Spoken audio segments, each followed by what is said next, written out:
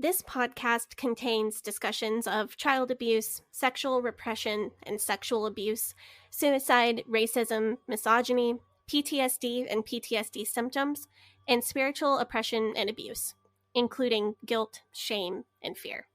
In most episodes, we will be mentioning some of these concepts in a general way without any graphic detail. If any of these topics or other triggering topics will be mentioned in great detail, we will let you know at the beginning of each individual episode, as well as in the show notes for that episode. Rolling river of time, you've healed me in too many days. No regrets, no confusion, there'll be no pollution. I'm so thankful I've decided to change my ways.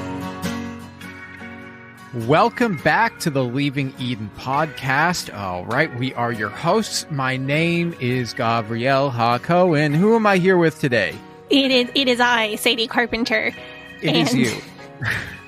And when I was in a terrible state, mental health-wise, I was given a grossly unhelpful book by a convicted felon. Man, that seems like a very strange decision. Like, I don't understand why somebody would do that. Well, I don't understand it either, so today we are going to talk to somebody who is far more qualified than either of us to see if we can come up with any logic or sense to why this book would have been given to me. Yeah, so what we've done, we're talking about a book by a guy named Jack Schaap. You may have heard of him. He recently got out of prison for sex trafficking of a minor, and he deemed himself to be a bit of a guru, right? That's about right, you know, like of being a... Yes. So we talked, we did an entire episode about Christian counseling and what that is, and specifically what that is in the IFB. Jack Schaap considered himself to be one of the foremost Christian counselors in the world. And he thought he was so good at it that he wrote a book specifically geared towards helping people with childhood trauma. Out of curiosity, how does one sort of get to become renowned as a great Christian counselor? Is it just a thing where if you get to a certain level as a pastor, you can just say, I'm a great counselor, and everyone has to believe you? I think what it is was he pastored one of the largest IFB churches. So if someone in the church had a problem, they would go talk to a lower level pastor first. They might see an assistant pastor, or if they were a teen, they might see a youth pastor, or if they were a child, they might see a children's pastor, or the principal of their Christian school, or they might go to their Sunday school teacher. Well, if that person felt like their problem was too big to solve, they would refer them up that chain of command until eventually the people with what were perceived as the worst problems, the biggest issues, ended up getting a personal counseling session with Jack Schaap. So I think he felt that he could claim expertise because he had kind of seen the worst, quote unquote, worst problems that his church had. You know, I'm wondering, because now that Jack Schaap's out of prison, do you think he got mad that Club Penguin got shut down? And now he's got to get a TikTok? Oh, no. Oh, no. Let me talk to these youths. Oh, no. I hope he does get a TikTok so he can see all my videos about what exactly I think of him. But on the other hand, I hope he does not get a TikTok. No, I think that if you're on the sex offender registry, you should have to, you should be banned from getting a TikTok. That's just my opinion. That's fine with me. Anyway, we're talking about this book that he wrote today, Healing for the Inner Hurt. It is a weird book. But fortunately, we have real professional help to help us analyze it. Yeah, so we have an actual licensed psychologist, Dr. Shoshana Fagen here. She is licensed in the state of Massachusetts, I do believe. And she's going to be going through this book with us. It's going to be, I don't know if enlightening is actually, I would say enlightening is the right word, because she has some very interesting insights about what this book tells us about a guy like Jack Schaap. Yeah, I think we learn more about the author than anything else in this episode, and it's fascinating.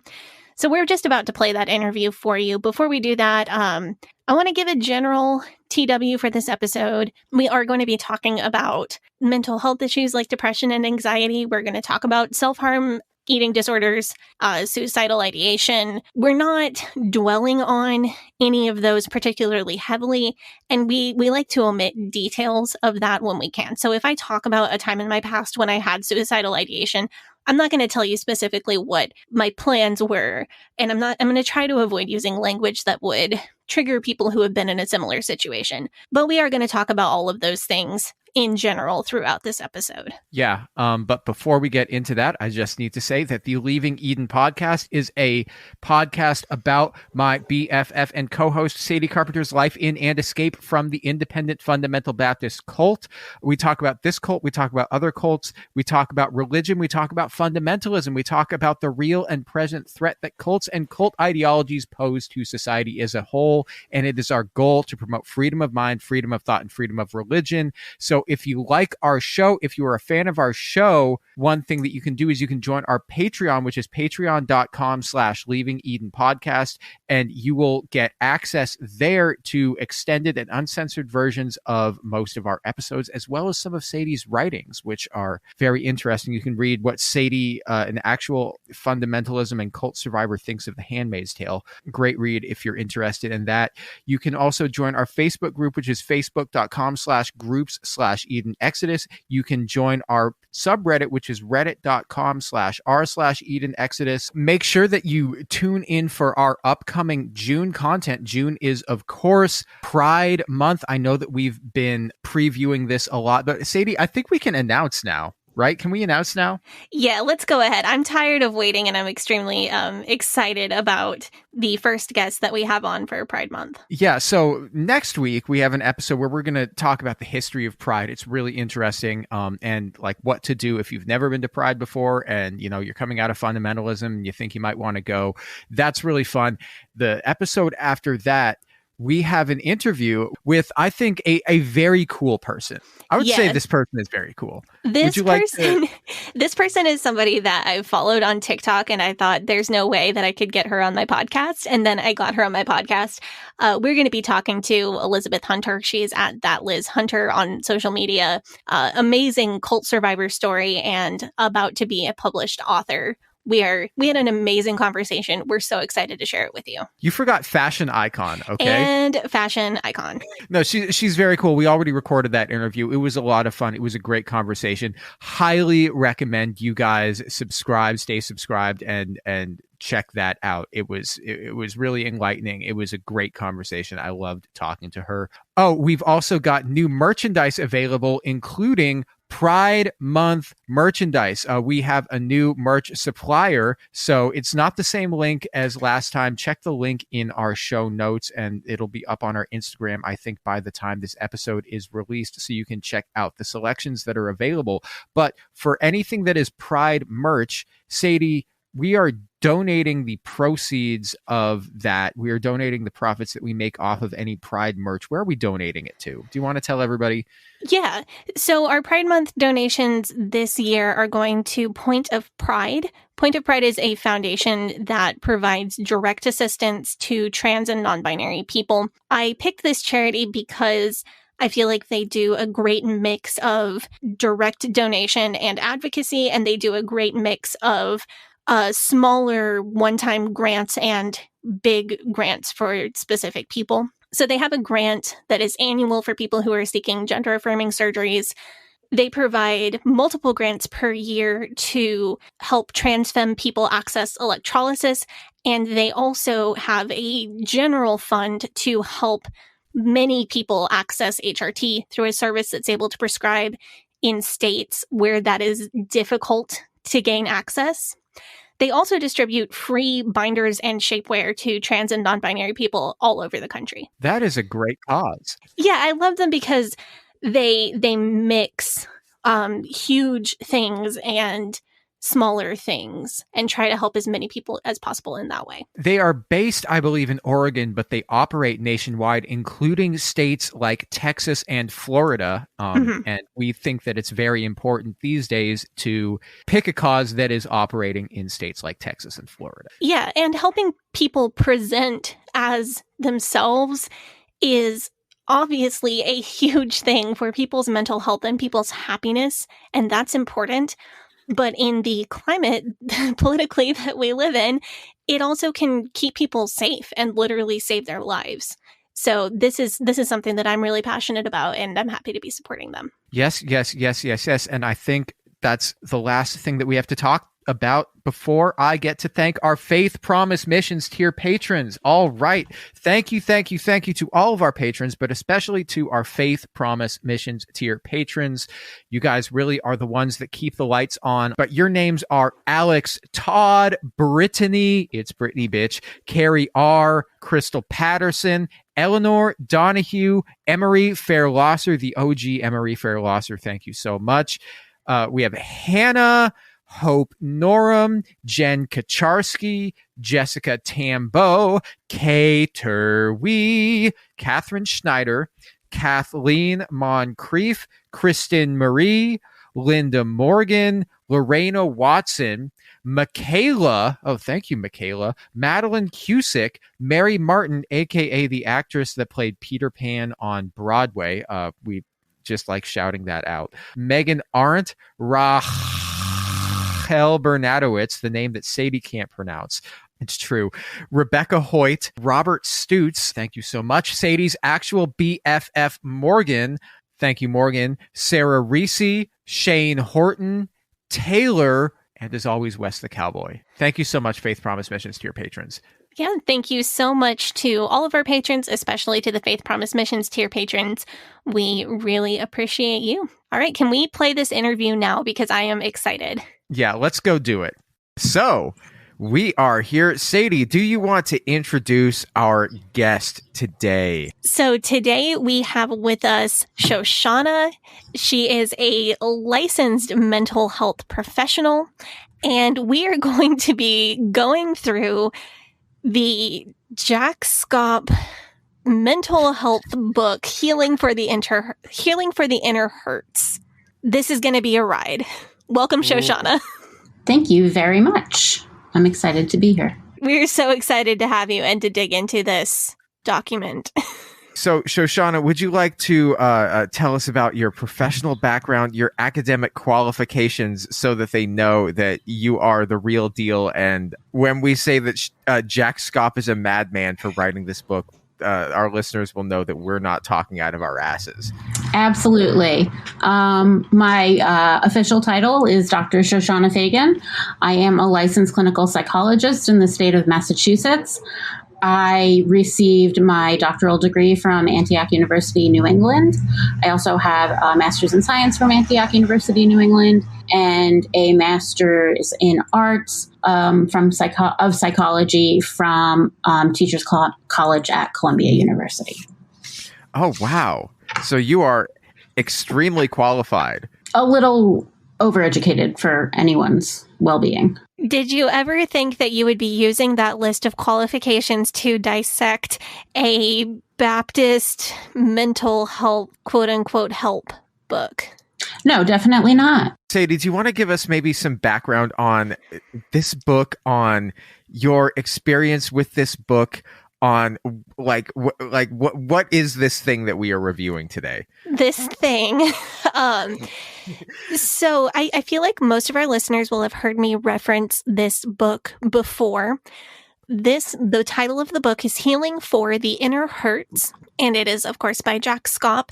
Jack Schaap was the pastor of First Baptist Church of Hammond, Indiana, from 2001 until 2012.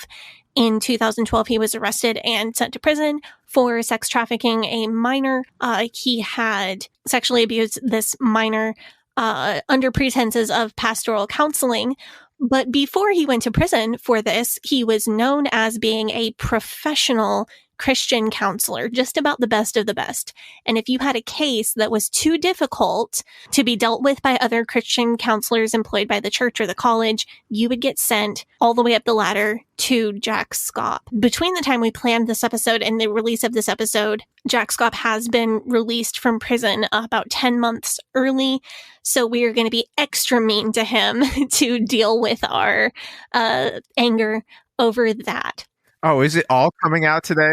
That shouldn't be that hard. There are an awful lot of quotes in this book that make him look, I don't know what the right word is, but psychotic, despicable, and just like things that you could just thrust back in his face for doing exactly the opposite of what he says. Oh, absolutely. When, not if, when we are able to protest some event that he is attending or speaking at, I have a feeling there will be a lot of these quotes on poster board staring him in the face. Mm-hmm. So my history with this book, I've spoken about this in a lot of detail on the show.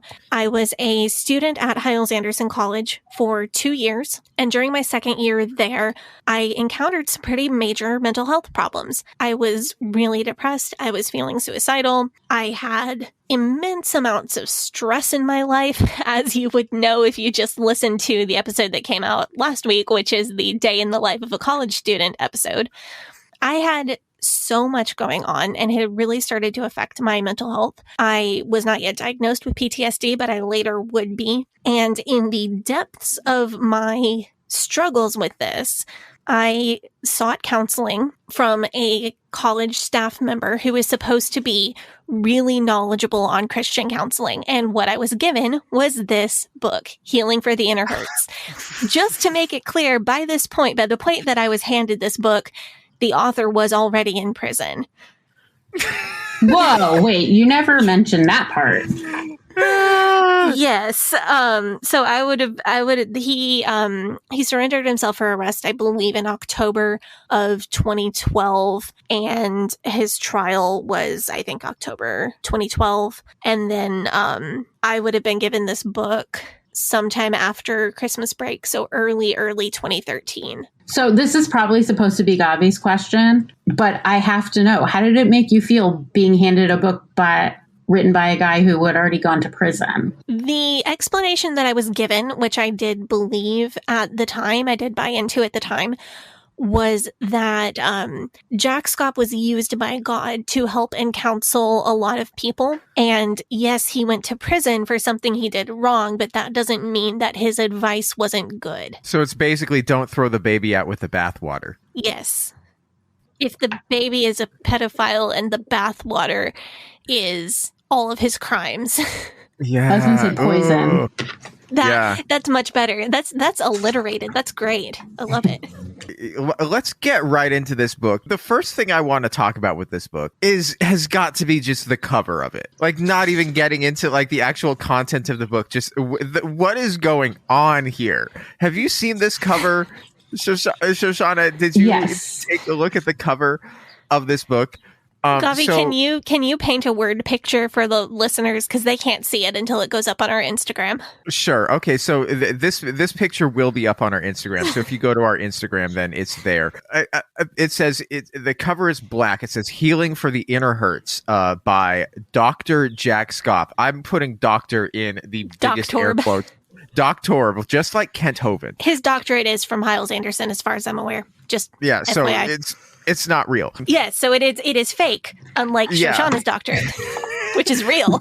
Actual doctor. So what we have here is we have some pictures of like a collage of people who seem to be going through something. There looks like a couple here who might be going through a rough patch in their marriage. There is a person here whose hands are like around their face like they've been crying. There's a nice looking young woman staring at a picture with like a coffin behind her. I assume that she has lost a loved one. But more interesting than that, there is a picture, like, you know, those like art posable figurines that you use in like art class to like draw like the shape of like a person. Yes. You know what I'm saying? Yeah. There's one of those hanging from a noose from like a ceiling. Mm-hmm. Like, so like it's like they can't show like a person having hanged themselves. So they have like an art figurine that has hanged itself. This kind of looks like Depressed Girl Tumblr from 2008. Yes. I'm not gonna lie. Yes, and then at the bottom, in the bottom left corner, there is a picture of, I guess, a goth person, a goth woman, a young woman in like goth aesthetic. So she has a spiked collar and extremely thin eyebrows. Now, Sadie, are you looking at this picture right now? I can't tell if this is looking at this picture as we speak. Yes. Is this a mannequin? Did he take a picture of a mannequin and put it on the cover of the book? I think this is a photoshopped real person. Shoshana, what do you think about the goth girl on the cover? I think it's a real person. Yeah. You think it's a real person? I honestly, I think it's a mannequin. We'll throw it up on Instagram. You know what we'll do? We'll do a poll for our listeners. So we can do a poll, and it is a confusing. This image is a confusing image. Yeah, so the cover of this book it's basically just like, this is a collage of everything that you will read inside this book is somehow related to something on this cover. This is the list of mental health struggles that a person can go through. So also, just a quick side note, I literally just realized this, not in episode prep, but I am counting 1, 2, 3, 4, 5, 6 human faces on the cover of this book. Do you want to take a quick look at those 6 faces and tell me if you notice anything? I think, what is it that only one of these faces is a man? So that's one of it. Yes, that's one of the 2 things. So yeah, there are 1, 2, 3, 6 human faces on the cover of this book. 5 of them are women and all of them are white, which is interesting. I mean, that doesn't surprise me based on that. It doesn't surprise me. I just zero, not even performative diversity. No, being portrayed not even like a textbook, like your math textbook in 2004. Okay, so Shoshana, I want to get your opinion on this cover. Like, did the cover of this book adequately prepare you for the madness that you would find within? I would say no, it definitely did not adequately prepare me for the madness that was within. And that's saying a lot. I would also probably maybe give this one of the few times I'm going to give a pass to the creators of this book, because it's really hard to put together the cover of any book on mental health or mental health struggles. Nothing really adequately captures it. The vast majority of the time, you just see a sad person's face on the cover. And I'd say 1, 2, 3, 4 out of the 6 pictures here feel kind of appropriate. I don't know what's the deal with the hanging mannequin. That's just creepy. And the goth girl, that just feels judgy. Well, these are the IFB. They're very judgy. You know, that's kind of their shtick. True. I just feel that whoever picked the cover images for this book is saying, if someone looks like this with what's considered heavy makeup by IFB standards and a spiked collar, then they are therefore depressed and have mental health struggles. Right. I think that's that's the message here. Absolutely. I see people dressed crazier than that, just walking to the grocery store. You see people dressed crazier than that most times that you see me. This lady's hair isn't aquamarine. It's not. It's a natural color. Yeah. And for someone who's wearing a spiked collar like that, they've done their eye makeup quite well. Usually they would be a little more creative, I think. You know, the one thing that really just shows the age of this book is the extreme thin eyebrows. You're right. Yeah, like that. I heard that thin eyebrows are coming back, and I just want to warn Gen Z absolutely that they gotta don't do it. You're not going to be happy. Okay, so now that we've talked about eyebrows, we should probably jump into the actual subject matter of this book. Before we get into chapter 1, though, I want to read the dedication. Oh, okay. Is that okay? Let's do it. So, this is the dedication. The dedication says, "Dedicated to the army of silent sufferers who masquerade as normal, functioning adults while nursing inner wounds inflicted upon them from their days of youth. You had your innocence stolen, your trust betrayed, and your love tainted by fear and pain."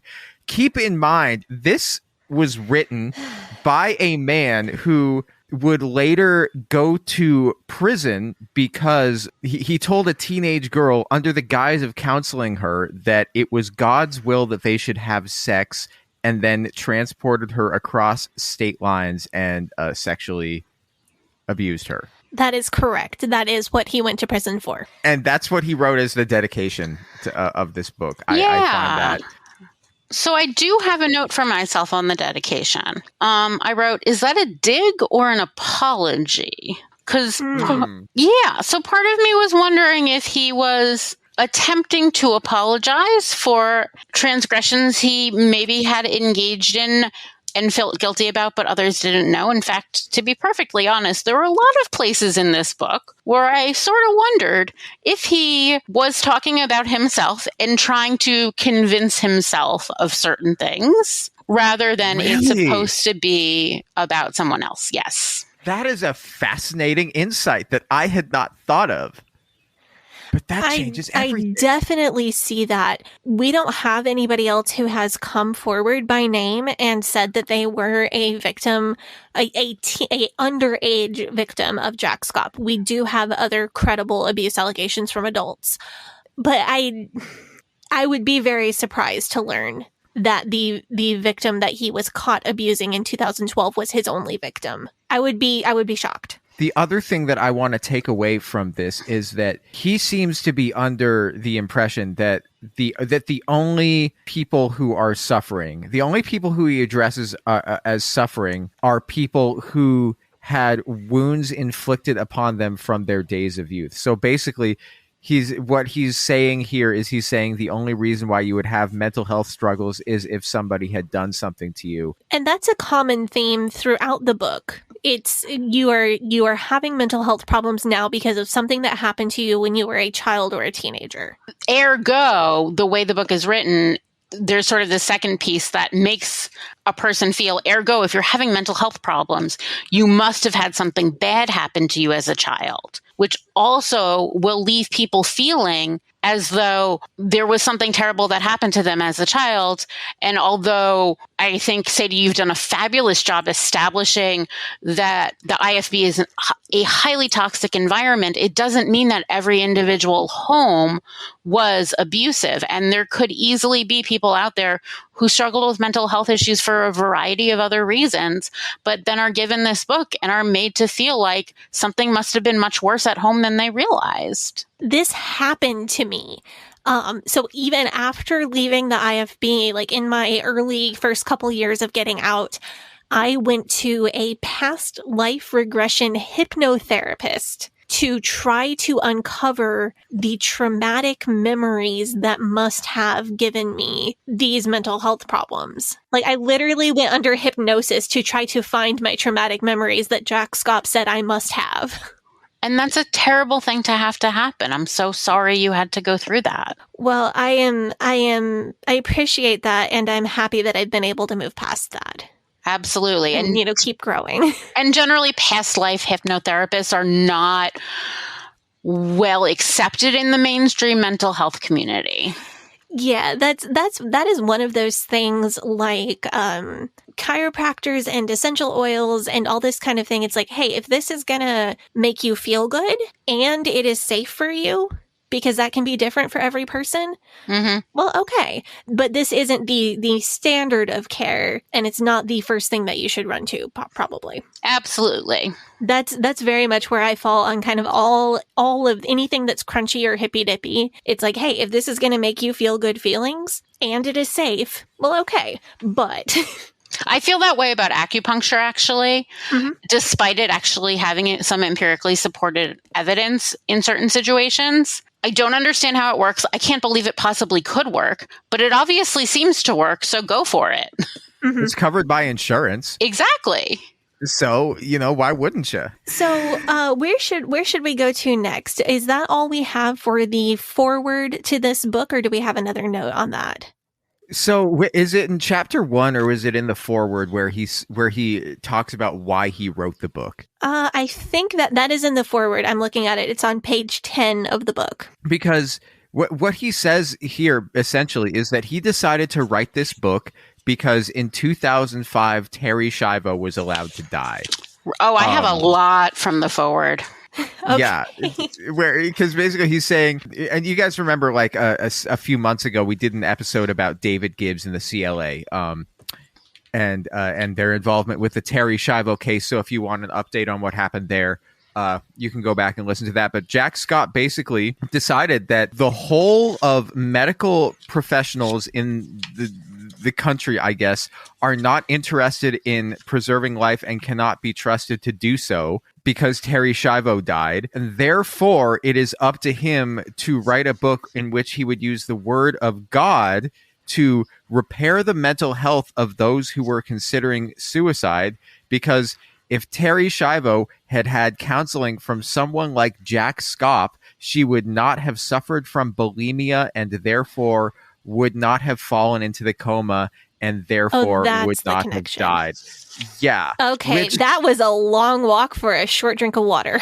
Yeah, but like you can see why, like if getting inside, like this tells us so much about the mind of a Jack Schaap. He is saving the world from the medical system that allowed Terry Schiavo to have an eating disorder and therefore die. Shoshana, what's your take on this? I think that I don't even know where to begin. As someone who's not a medical doctor, I'm not sure I have the credentials to speak directly to Terry Schiavo's medical condition. I can guarantee that her underlying heart condition, which caused the heart attack that led to her persistent vegetative state, would not have been fixed through Christian counseling. Bold claim. I definitely I definitely agree with your assessment on that. And I'm going out on a limb here because, again, I'm not a medical doctor. So I, don't want to say things that I'm not qualified to say. I feel like that is a really solid assessment, though. Yeah. Thank you. Just like as a layperson's opinion, I could have said the same thing, but I feel better if it's coming from you. Okay. Again, we have the same credentials when it comes to heart conditions. Yeah. Wait, but what kind of doctor is your father? PCP. Oh, okay. Yeah, not anymore. He retired like 2 years ago. So I don't think he's board certified anymore. Mm-hmm. So, Shoshana, what else did you have for us on the foreword to this book? Yeah, so on pages 14 and 15, there is a mention of a number of areas around mental illness. And on page 14, there's a short story around addiction and talking about, I guess, let me rephrase that. So there's a question he poses to his audience about whether it being worth people bringing into the ministry individuals who may be talking to themselves and answering themselves. And then towards the end of the same paragraph, he talks about addictions holding these people captive. Well, unfortunately for Jack, individuals who are talking to themselves and answering themselves, they may be suffering from addictions, but those particular symptoms are not indicative of addiction. And so on this page, he misidentifies someone who probably has a major mental illness as suffering from addiction. Whereas on the following page, he goes into a discussion on... Where's the text that he refers to? It is Mark chapter 5. Oh, so I Googled the actual chapter and I read the passage. And after reading through the passage, which says, no man can bind him. And then later on it says, neither could any man tame him.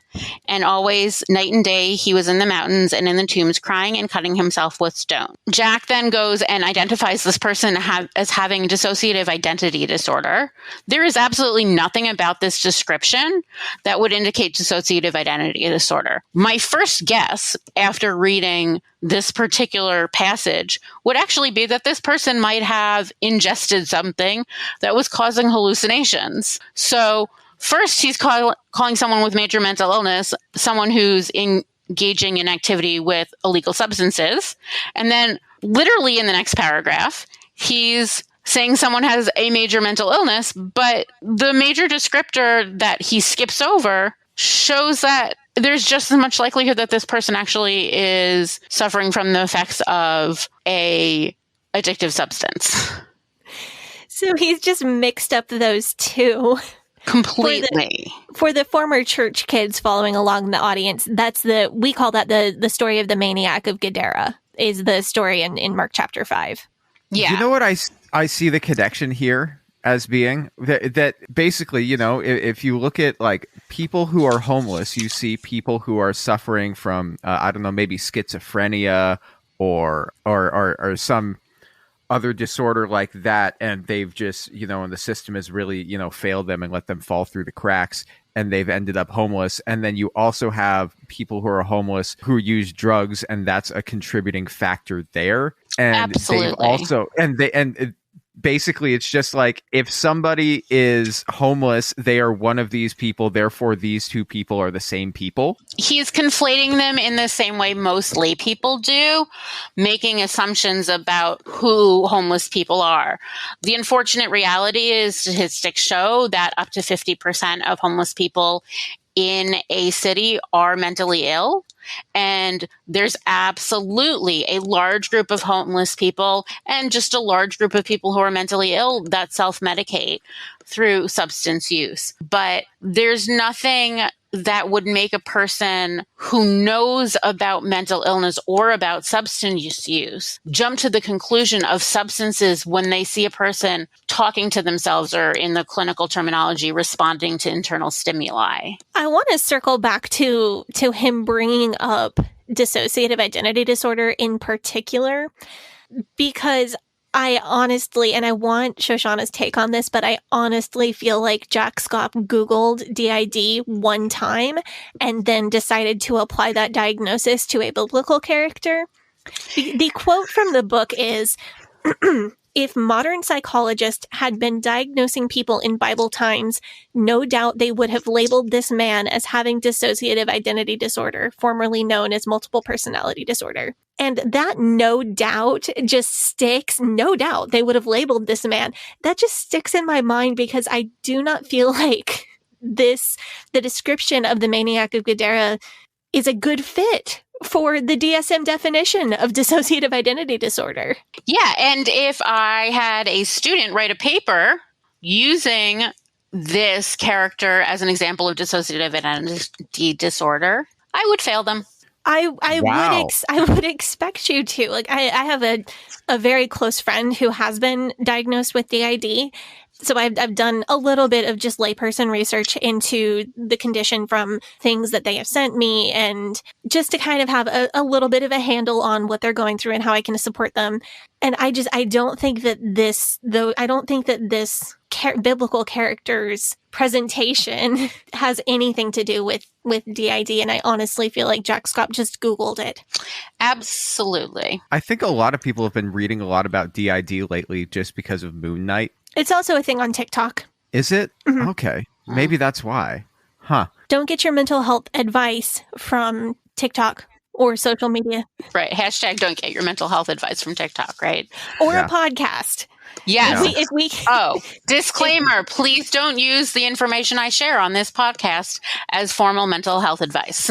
No, if we can encourage you and make you feel better and make you feel heard and understood and encourage you to seek professional help if you need it, that's great. But please do not get your professional formal help from this podcast, even when we have exceptionally qualified people as guests. Yeah. And so back to this question about the diagnosis. Yeah, there's nothing about this character, you're right, unless I'm missing something about this story. And again, I did a quick Google search on the story, to be fair, which, again, we're accusing him of doing a quick Google search on the diagnosis, so I don't want to be overly judgy in that respect. But based on my short understanding of the story, there's nothing that would indicate dissociative identity disorder. The diagnostic criteria lists the presence of two or more distinct identities or personality states, each with its own relatively enduring pattern of perceiving, relating to, and thinking of the environment and self. They recurrently take control of the person's behavior. A person has an inability to recall important personal information that is too extensive to be explained by ordinary forgetfulness. And the disturbance is not due to physiological effects of a substance or general medical condition. And there's nothing described in this character to make a person think that they have two distinct personality states. I wonder how Jack Schaap got to DID. I don't understand how any reasonable person would make that connection. I have no clue. I truly have no clue. Maybe he got it confused with something else. I don't know. Or maybe he heard somebody talking about it. Or maybe he didn't even Google it. He just went outside his office when he was writing and he's like, hey, Marcia, do you know what it's called when somebody says a bunch of stuff to themselves? What's the name of that one? Right. And then, yeah. I mean, that sounds so accurate, though. So here would be my guess. People are constantly confusing schizophrenia with multiple personality disorder. DID is the updated term for multiple personality disorder. So I'm guessing that he made the common mistake that everyone makes and assumes that people who talk to themselves have multiple personalities, and he was trying to sound official and put in the DID information. I think that's a very good theory. Are we ready to move on to chapter 1 of this book? Yes, let's do that, because chapter 1 is like, I mean, you guys thought it was crazy already. Yeah, It's about to go off the rails here. I don't know. I have notes on notes here. So chapter 1 primarily deals with self-harm. So I do want to give a CW. That's going to be the topic of this chapter. And we're going to try to avoid anything that's just gratuitously graphic. But this chapter does go into a lot of detail and talks about methods that people use to self-harm. It paints very vivid word pictures of a person who is self-harming. And I was self-harming when I was given this book.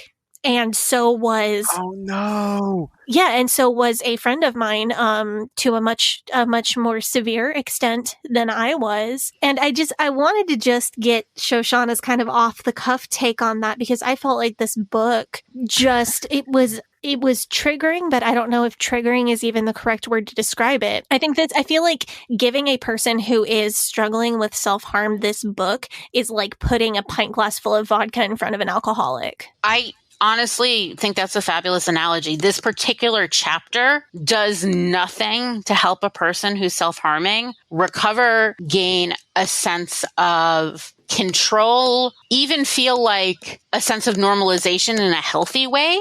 On top of the fact that, again, he continues to conflate different diagnoses. And so he's throwing all these other diagnoses in with self-harm and calling them self-harm. And though technically you could consider them self-harm, that's not how we conceptualize them from a mental health perspective, because usually the etiology and the development of these disorders come from very different places. And then, as I had mentioned earlier, it makes everyone feel like they must have been abused if they're self-harming. He's specifically conflating eating disorders of all kinds, and he names several different eating disorder diagnoses and conflates that with self-harm. Absolutely. And both types of diagnoses often present with people who are really struggling with their self-image and self-worth, but he makes these sweeping statements about how all people who self-harm are X, or all people who have eating disorders do it because of Y. And that is just not how things work in life. So you're saying that the fundies like to paint with a broad brush? And only use one color. That is shocking. That is a shocking revelation. I know, it's so surprising. So going back to my own experience with this book, if you happen to have a copy, if you're looking at this book, it's on the bottom of page 17, top of page 18. There is a whole list, and it starts with the word self-injury includes. And I'm not going to read it because I don't want to accidentally trigger somebody, but there's a whole list of like 15 different forms of self-harm. And I took this book. So when I was given this book by the Christian counselor at the college, I took the book back to the counselor and I put this list in front of him. I believe I actually copied the list from this book onto a separate sheet of paper, if I'm remembering correctly. And I put either the book or the paper that I had copied it down on, whichever way it was, I slammed it on the desk in front of this Christian counselor. And I said, do you see this list of things? I have done all but 3 of them. Can you help me? Jesus. His response was, you need to read your Bible and pray more. And I was wondering if Shoshana could maybe just rant about how fucking irresponsible that is, because it would make me feel better. Absolutely. First, though, I want to normalize this a little bit for people who are listening, because a larger percent of people engage in non-suicidal self-injury than I think others realize. Current statistics show that 15% of college students, 17% of adolescents are engaging in non-suicidal self-injury. Individuals who are LGBTQ plus are at increased risk of engaging in these behaviors. And so a large percentage of people out there are doing this. And they do it for a variety of reasons, including, poor self-esteem, release of pain, because they hear others are doing it, to relieve stress. And so characterizing it as all happening for one reason is never going to be helpful. That being said, when someone comes to you and says that they are harming themselves, and your response is go read something, go read anything, whether it be the Bible, whether it be the DSM, whether it be a phone book, that in and of itself is irresponsible. If someone is engaging in self-harm behavior, they need to see a professional who can help them get coping skills and tools that are going to help them be safer. Was this person a mandatory reporter? I don't know. I have not looked into it deeply enough to say for sure. This person did work for the college, but it's not an accredited college, so I'm not sure how that works. This person was the most trained person that the college had in mental health. I think he had something from a community college or something. And what's most scary to me is if I'm going to give them the most benefit of the doubt possible, then they should have pointed you in the direction of something specific in the Bible that could be comforting and helping. Yes, there are people that find comfort in the Bible. Yeah, I do. I still do. Right. And there are passages within the Bible that can help ground a person. There are passages within the Bible that can help provide context and can help a person feel like their situation is more normalized. But just to say a sweeping, go read your Bible is the equivalent of saying, eat your fruits and vegetables and you will lose weight. Or eat your fruits and vegetables so your diabetes goes away. So what I ended up doing, because I feel like Shoshana is probably curious, what I ended up doing was I would write scripture verses on myself in ink over areas where I typically would have hurt myself. And that practice was fairly helpful until a few years later when I got professional help. I'm happy to tell you and our podcast listeners, I am, almost 4 years removed from any kind of self-harm.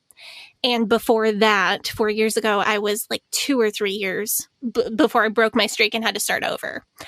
So I am very much consider myself in recovery and doing great. And I'm very proud of myself. But it was years after this incident before I got any real professional help. And I'm thankful that I lived through it. Absolutely. And I want to applaud you for coming up with such a healthy way of responding to that advice. That's a really healthy thing to do.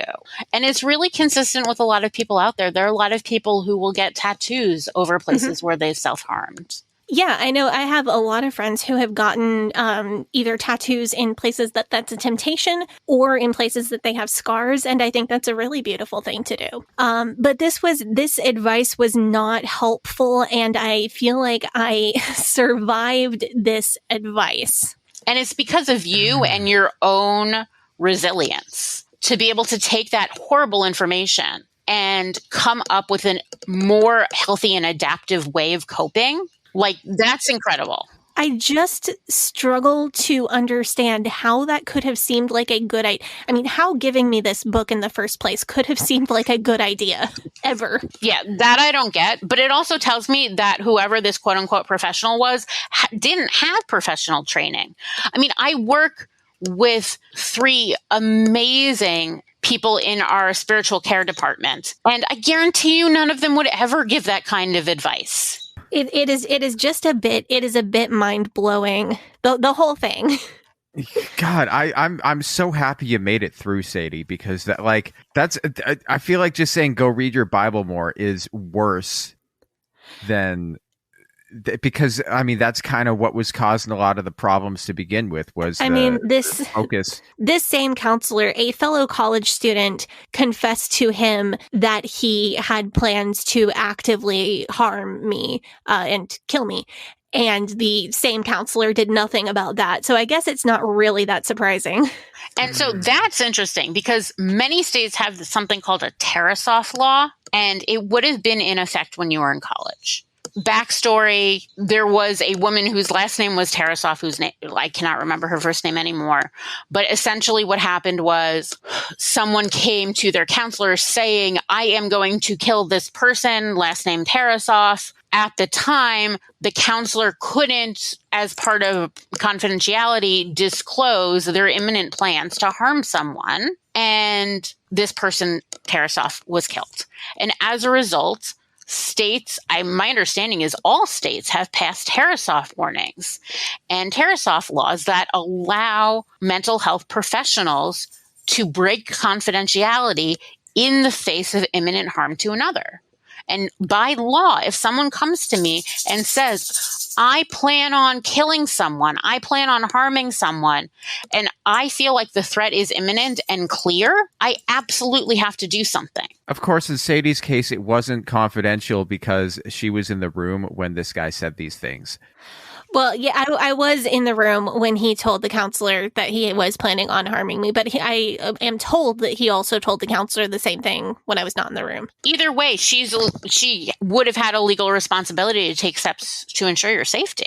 So, Gavi, there was another thing that is also insanely triggering that you wanted to talk about from chapter 1.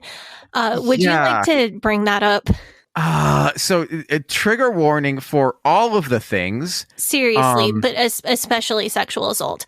Yeah, this is like I read this and I was just baffled. I was perplexed. I at the fact that this section was printed in a book and distributed to people, and nobody who read this section said we should not put this into print and publish this anywhere ever. It's horrible.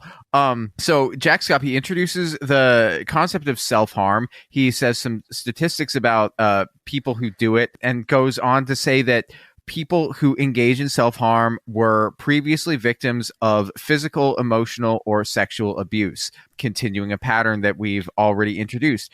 He introduces problem eating disorders. Then he casually launches into a horrific account. This kid says that when he was 12, he was sent to a military academy and was gang raped by older boys. And then I want to read a quote from this section. And he says that this boy is coming to Jack Schaap and saying this. He says, I came to you today not because I'm necessarily angry at those boys any longer, but because I have become what I hated in them. I am a bona fide sodomite. Committing sodomy is as natural to me as breathing air. I have had multiple relationships with scores of men and boys. Mine has become a lifestyle, and I hate myself so much I cannot deal with me anymore.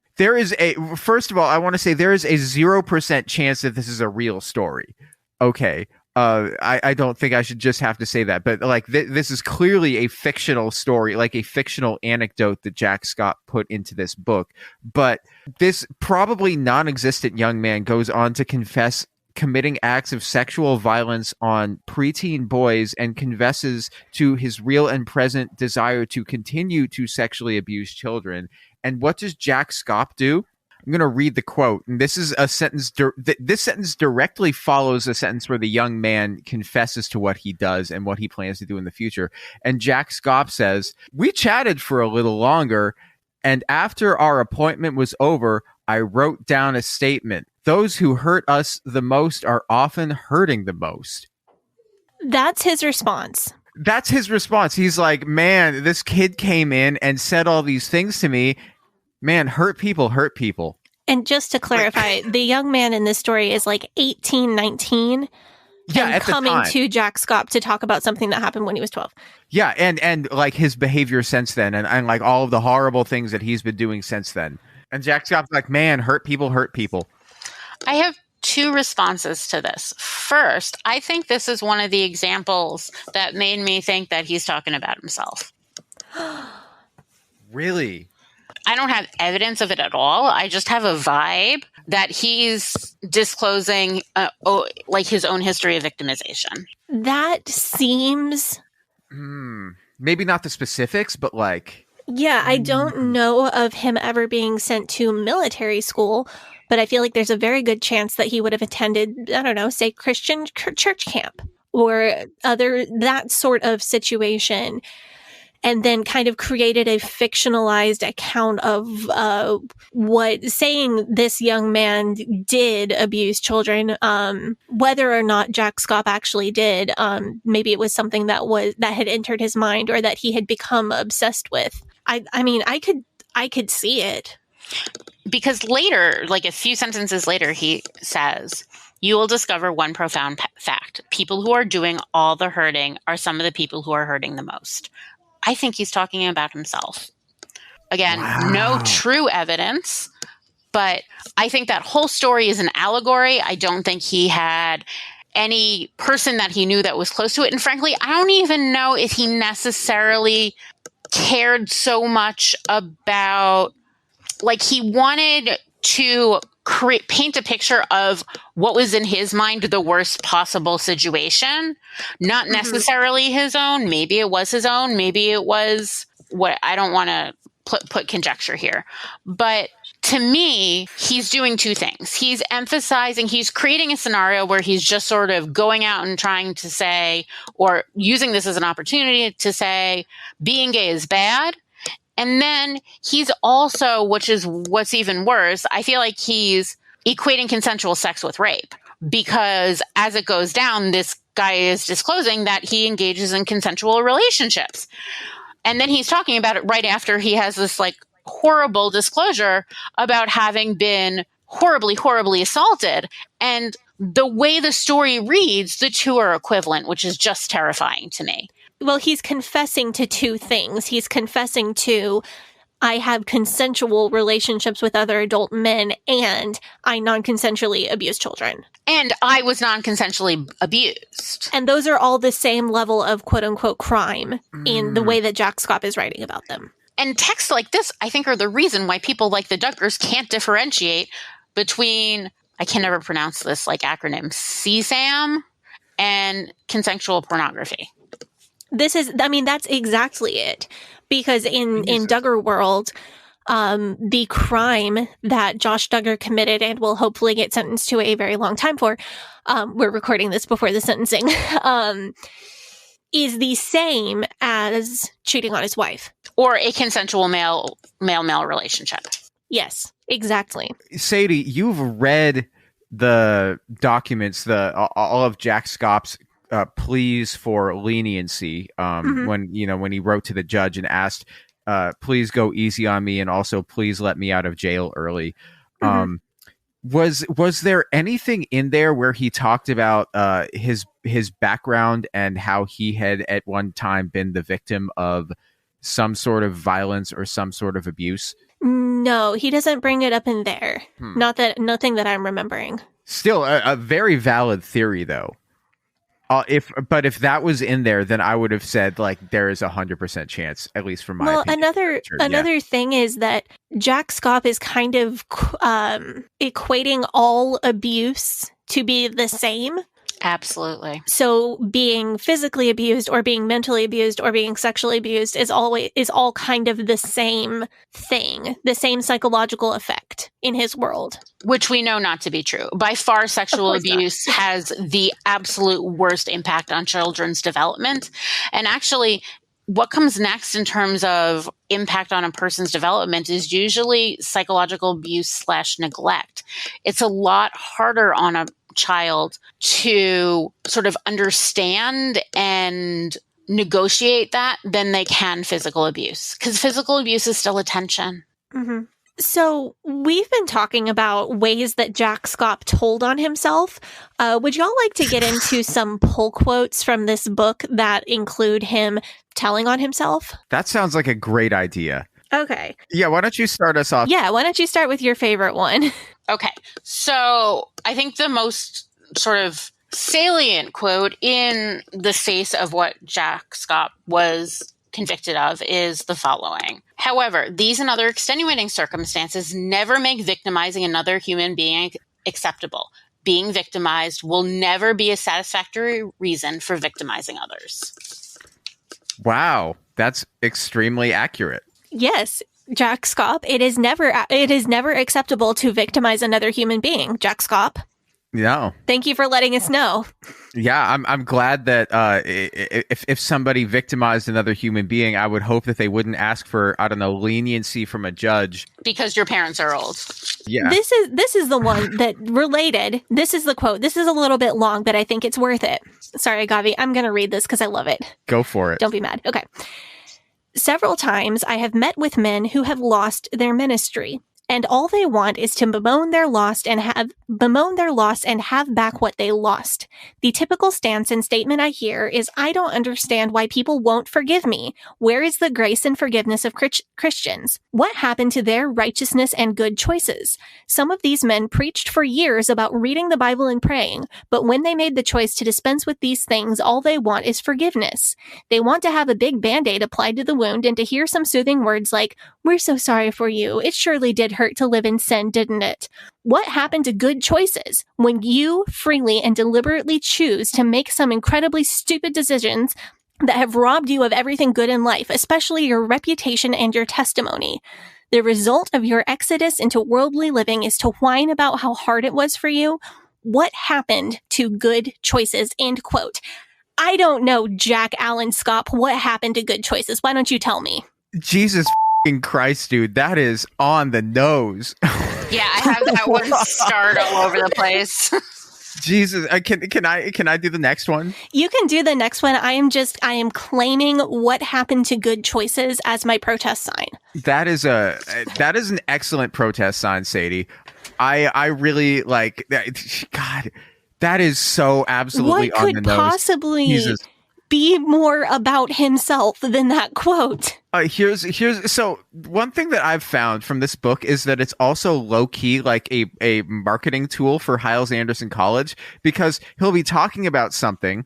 He'll be talking about like a mental health subject, and then randomly he'll insert in there, Hyles Anderson College offers a variety of activities for young Christian people who are the future ministry workers. Like, you know, and he'll be like, the Beverly Lake in the middle of the beautiful 5-acre Hyles Anderson College campus. Like, you know, okay, like he just keeps bringing up like rape and incest victims and like zero resolution. And Hyles Anderson campus. Yeah, and Hyles Anderson campus.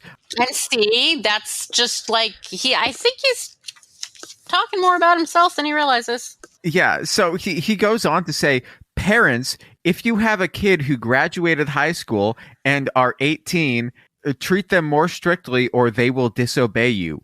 Age ain't not but a number, and just because they're 18 doesn't make it okay for them to watch HBO movies and try liquor and fornicate, or their misdeeds will be visited on their family for 4 generations. That, like, what?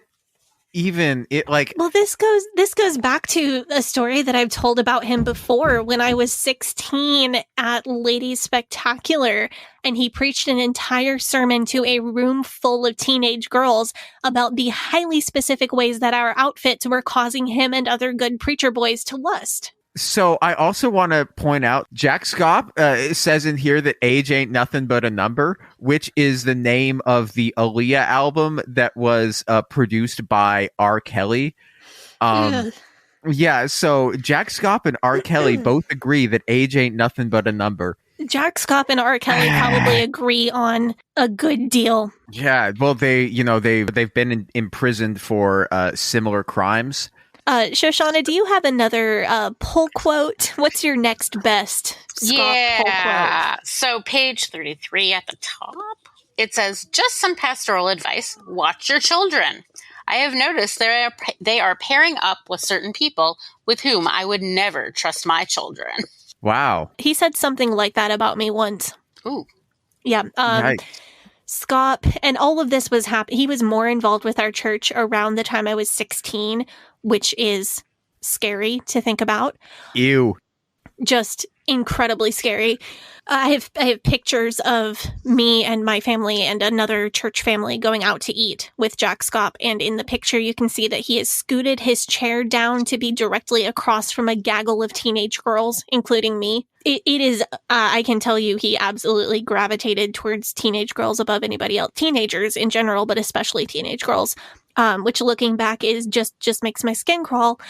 But when he was at my church for a conference when I was about 16, he went on this long rant from the pulpit. Apparently my dad had said, in compliment to some man in the church, my dad had said, well, I trust my teenage daughter with him. If she needs a ride somewhere, I trust him to take her. And Jack Schaap just latched on to, if my dad even said it, I don't know that he did.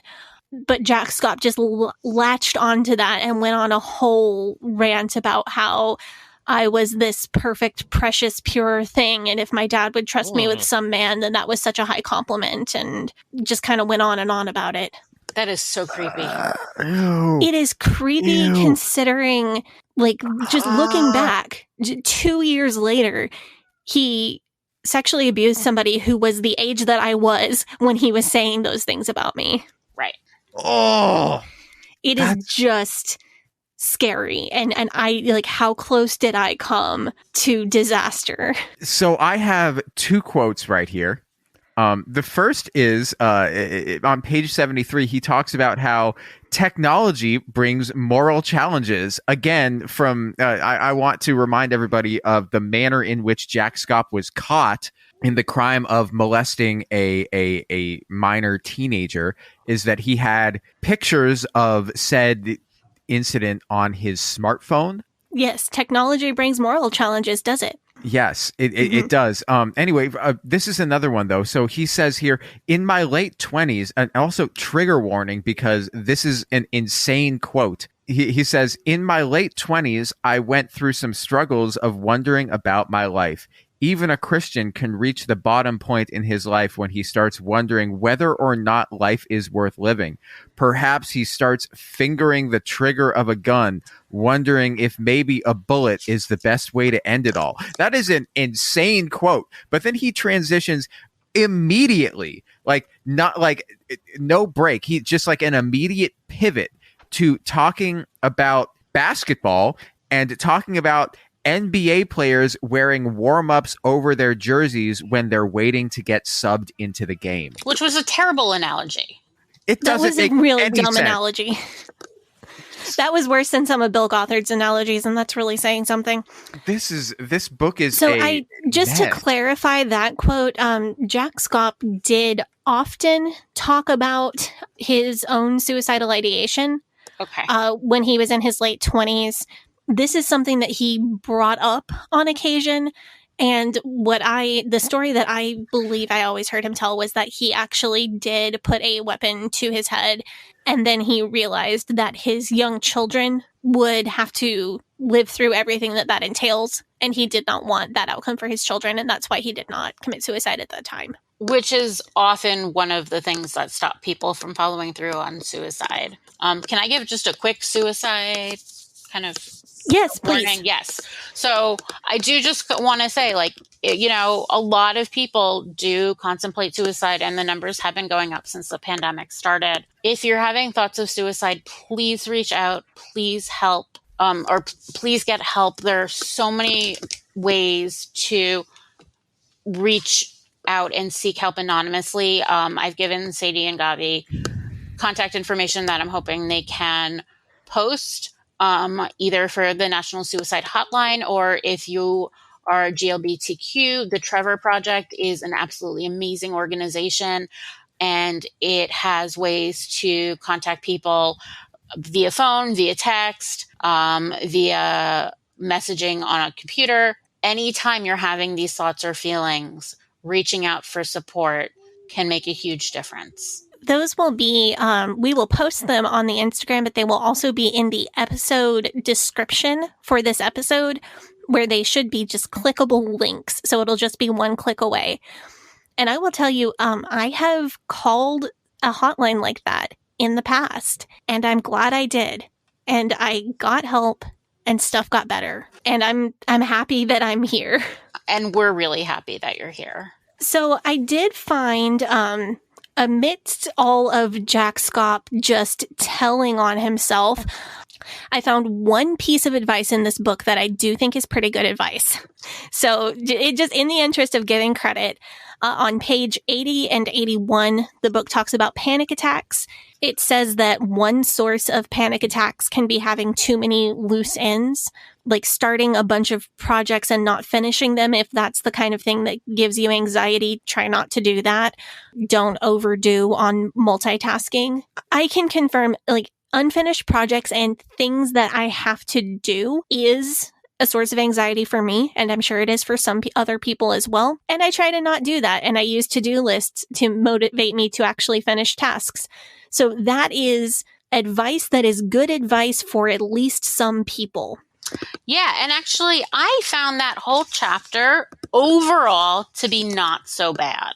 Like, non-harmful. Yeah. If not super helpful or anything new or creative, that chapter is kind of like probably not going to hurt anybody. Yeah. I would say the only thing that could potentially not be fabulous is the next part where they talk about a cluttered life, only because it's not taking into consideration people for whom organization is really difficult. Those people out there who have ADHD or are neurodiverse in other areas, organization, cleanliness is really difficult and can take a long time to achieve. I myself have an ADHD diagnosis, and I have worked my whole life to figure out how to keep my home clean. I still cannot do it. I've learned how to clean up after myself. I've learned how to compensate for myself. But if someone told me that my cluttered home was the cause of my anxiety, it would just make me feel worse, because it's not something that I could control so easily. It's something that I've had to work incredibly hard at.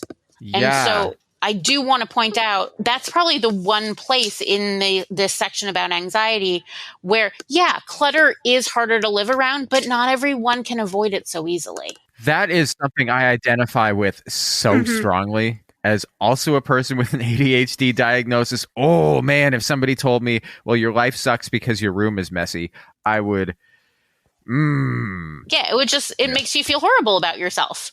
Oh, yeah. I also feel like so as somebody who has an anxiety disorder, his description of panic attacks as being potentially very debilitating and very difficult is one of the more compassionate moments in this book. But his description of anxiety in general is real weak. With like the level of anxiety that I have and the amount that it impedes my ability to function if it's not managed, he really underestimates how bad anxiety can be, even though he's surprisingly compassionate about how bad panic attacks can be. And again, I think this goes back to he's writing about himself. Again, my hypothesis based on not having met the guy, so I can't diagnose him. Lucky you. Yeah, I'm going to appreciate that one. He has some really salient descriptions about certain aspects of anxiety that feel like they're coming from a place of personal knowledge. But he's only writing about what he knows, not writing about what other people experience. So having met him and spent not insignificant time with him, that rings true for me. I think it's a good guess. I would not at all be surprised if he was a person who did have panic attacks, just from, like, I've seen his physical behavior when he's under stress. I've seen him pace a lot. I've seen him fidget and kind of start to hyperventilate and catch himself or cover for himself. Mm-hmm. Like I've seen physical evidence of anxiety and panic attacks just from like what I can visually see. So that really, I think that's an excellent guess. Do you think that Jack Schaap seems like the type of person who would throw a Monopoly board against the wall because his wife is beating him at Monopoly? Because that's another story that he tells in this book. No, I think he's the kind of guy who would try to get into her head, and like he thinks he is so much smarter than everyone else, and he thinks he is an expert at psychology. And I think that he would try to get in her head and make her feel bad and psychologically manipulate her into losing on purpose. Just my opinion. Have not played Monopoly with him. You would know better than I would. It seems like there's like a formula here where like every time he talks about it, he'll like introduce an overarching problem and then he will tell a disturbing and highly triggering anecdote with zero resolution at the end of it.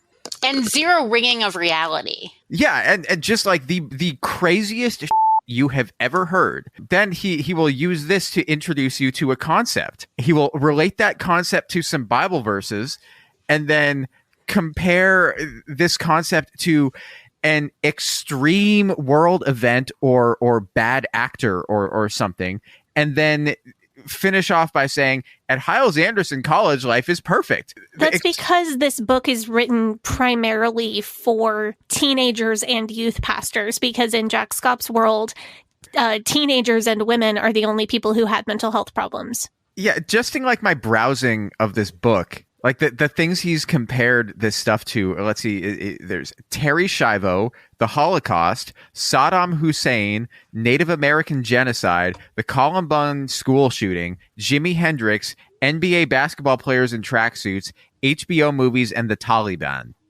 Like that's quite a list. That is. I feel like that's like a late night show. Like you read that list and then the guy rips open the envelope, like, and then gives you the joke.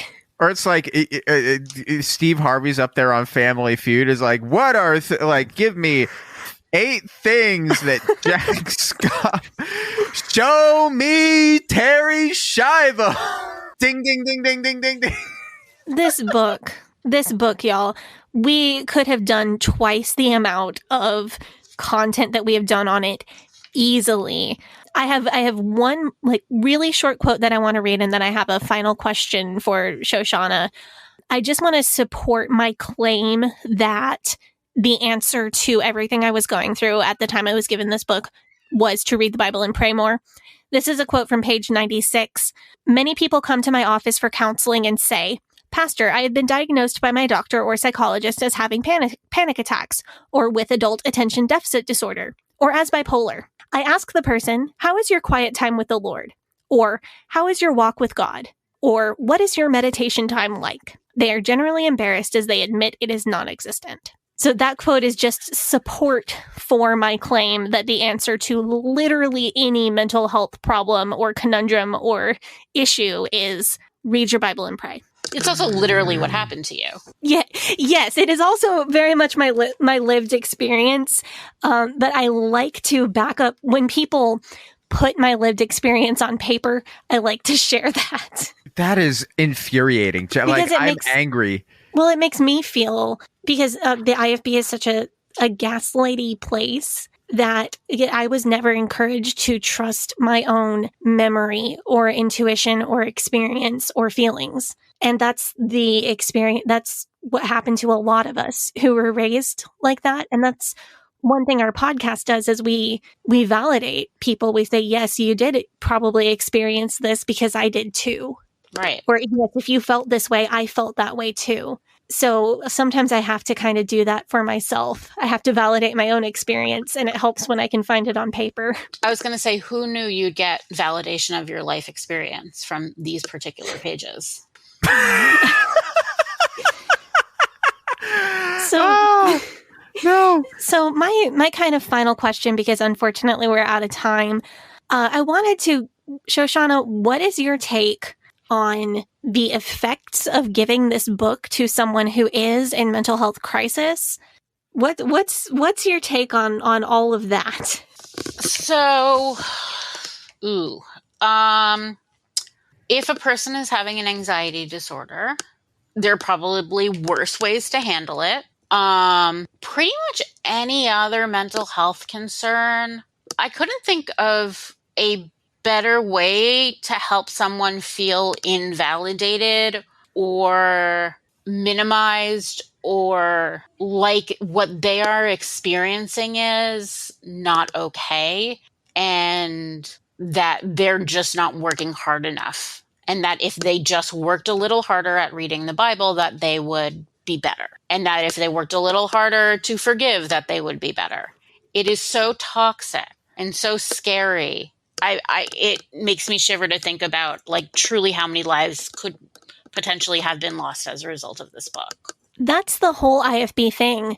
And I've talked about this quite a bit. And I know I did in both the Mother's Day episode and the Day in the Life of College episode. This concept of if you're not succeeding, you're not trying hard enough, or if you're not getting the results you want, that's because you're not doing all the right things. And it goes back to the IFB's salvation theology, because their salvation theology is it's on you to accept Jesus, and that's when you go to heaven, not God's grace takes you to heaven, but you have to do the action to access God's grace. So it's all tied into this whole thing of it is all on you, and if you're not doing it, it's your fault. And that's not to say that recovering from mental health struggles isn't hard work. It is a lot of hard work. And you can't show up to therapy expecting the therapist to fix you. You have to fix That's yourself. True. But you need to know how to fix yourself. And this doesn't give you any direction with that. It is really a mess. And I know that there are a lot of listeners who were probably given this kind of advice. And I just want to say congratulations for surviving this far. We're tough, and that's great. But toughness needs help sometimes. And just being tough or just using your survival mode for an extended period of time usually eventually quits working. And I would encourage people who had been given a book like this, or given this book, or given IFB mental health advice, to get professional help when you're able and when that's safe for you. I agree that, sticking in that survival mode, your body can only handle it for so long, and you'll burn out eventually. And, and I don't want to say, great job for surviving. Like, that's great. Yes. But that survival mode isn't going to last forever. And you can use, like the trick that I learned to work through self-harm of writing Bible verses on my arm, that was like a very small skill that I learned. And that helped me learn even bigger skills in therapy that have allowed me to make immense progress in that area. And you, Sadie, what's amazing about that particular skill is that you essentially self-discovered cognitive behavioral therapy. You were just replacing your maladaptive thoughts with Bible verses. Yep. This is one of several times that I've invented something that already existed. Yeah. Man, if we'd have taken you back 600 years in time, then you would have been like Galileo and Sadie and like Isaac Newton and Copernicus all hanging out as like the geniuses who were ahead of their time. Well, I think we are going to have to wrap this up, but thank you so much, Shoshana, for being here with us on this episode. This has been as delightful as reading this horrible book could possibly be. It's been my absolute pleasure. Yeah, thanks so much for coming on. Yeah. that was a great interview. That was great. That was extremely enlightening into the mind of Jack Schaap, which I don't know that I didn't know that I wanted to know that much about his brain, but it turns out that I did. Well, he spent an entire book telling on himself. Just like this entire book is him telling on himself. Like there's so much stuff that in this book that we didn't even get to. Like just I don't even know. Shoshana, thank you so much for coming on the show. We had so much fun having you. Dr. Shoshana Fagen, she is excellent. As you can tell, she really knows her stuff. She really knows what she's talking about. And she is absolutely the right person to, I guess, psychoanalyze a convicted pedophile and sex trafficker and cult leader. You know, not everybody has the guts to go, yeah, I'll just read a terrible book that is against everything that I've studied my entire life for and psychoanalyze a cult leader. Not everybody has the guts to do that. I appreciate that. If you really want to make a contribution, you know, sometimes what you have to do is you have to take something bad that exists and bring it out into the light. And that's, I think, what she's done a great job of. As always, if you are a fan of this show, you can follow us on social media on Facebook and Instagram. It is at Leaving Eden Podcast. On Twitter, it is at Leaving Eden Pod. You can join our Facebook group, which is facebook.com/groups/Eden Exodus. You can join our subreddit, which is reddit.com/r/Eden Exodus. Sadie, do you want to plug your social media? Sure, you can follow me on Twitter at HellYeahSadie, on Instagram at Sadie Carpenter Music, or on TikTok at Sadie Carpenter 1. And you can follow me on Facebook, Instagram, and Twitter at GAVRIELHACOHEN. Thank you guys so much for tuning in. We had a great time. Hope that you guys did too. Bye-bye.